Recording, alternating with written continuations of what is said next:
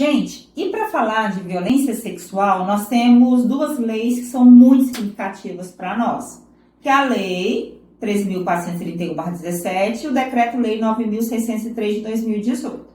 Nessas duas leis, nós, rede de proteção, que rede de proteção na criança e adolescente é todo mundo, tá? Ah, mas eu não sou rede, Se você ouvir, se você ver, se você testemunhar qualquer condição de violência com uma criança ou com uma pessoa próxima, essa criança, contando que a criança esteja ali, você tem que levar ao conhecimento da autoridade policial. Não dá para se esconder nisso, porque essas leis intitularam isso para nós. E ali, quando elas tipificaram uma violência, elas falaram especificamente também nessa tipificação da violência sexual. Dentro desse quadro de violência sexual, a lei ela nos responsabiliza como um agente cuidador, como um agente que monitora e observa. Tá, doutora, mas não foi uma violência, foi só um beijo na boca. Não, foi uma violência. No Brasil, isso é estupro de vulnerável, tá? No quadro de estupro de vulnerável, quando eu falo a palavra vulnerável, como a gente tem falado nos outros vídeos aí, a gente coloca a condição dessa criança não conseguir de maneira nenhuma oferecer resistência a uma condição de delito como ela.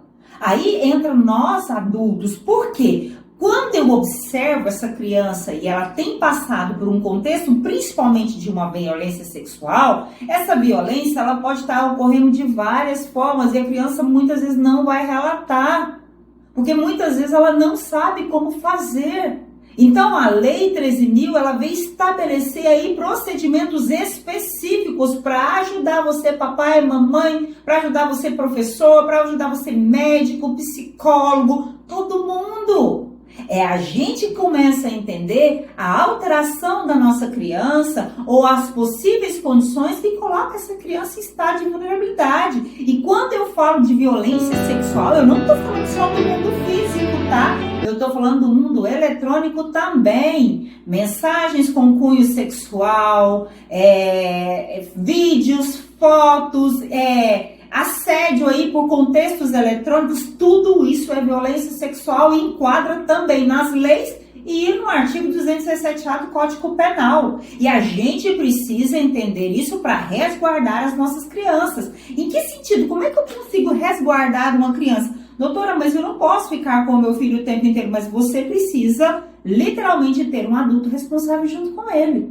Doutora, mas muitas vezes ele está na escola, vai na escola. Entenda como funciona a escola que o teu filho estuda. Vai até lá, compreenda como é que funciona o recreio dele, como é que é a relação dele com os professores. Dá liberdade para sua criança falar com você, para que ela possa te contar o dia dela. Isso já é um bom começo. A criança ela vai se sentir acolhida ao ponto de confiar momentos bons e difíceis para aquele cuidador que está junto com ela. E a lei, quando ela traz isso, ela também fala dos profissionais que precisam estar preparados para isso.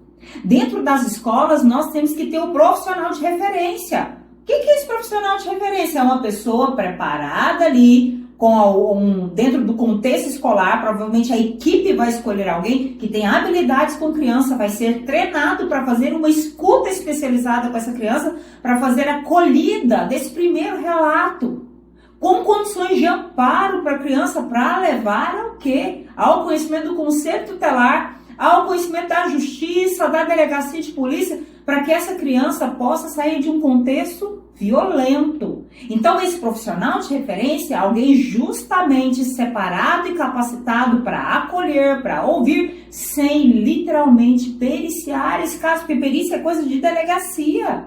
Lá dentro da delegacia vai ter um profissional ali dentro da medicina e da psicologia que vai periciar esse caso. Espera-se, né, que esse profissional esteja preparado para isso, que ele vai periciar esses casos, para entender principalmente quando são atos libidinosos com a criança e com o adolescente. E aí, aonde a gente tem esse respaldo da lei para garantir aí uma escuta especializada, para garantir uma boa perícia, para garantir aí lá no final, ou até mesmo no início da persecução penal, ali o depoimento especial. Então, são condições muito favoráveis para garantir direitos da criança e do adolescente. Mas para isso a gente precisa entender o que é a rede de proteção, gente. O que é essa rede de proteção? Sou eu? Sou fulano? Não, vocês são rede, mas existe uma rede dentro do sistema.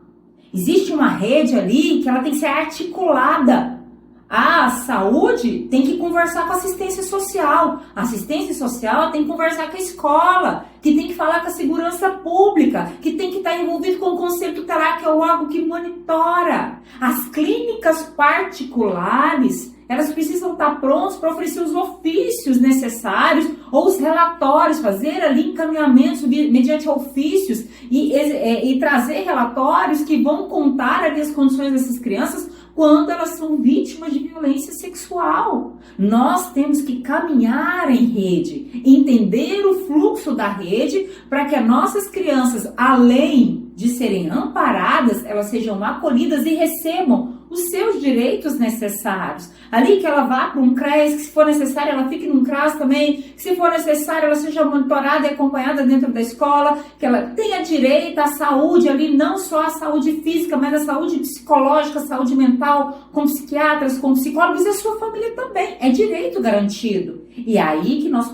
podemos compreender e podemos literalmente atuar e trabalhar com essas crianças da melhor forma possível. Isso é muito sério e é muito grave. Agora, no 18 de maio, a gente precisa entender sobre essas leis e a gente precisa falar de outro caso também muito específico, que é o sistema preventivo.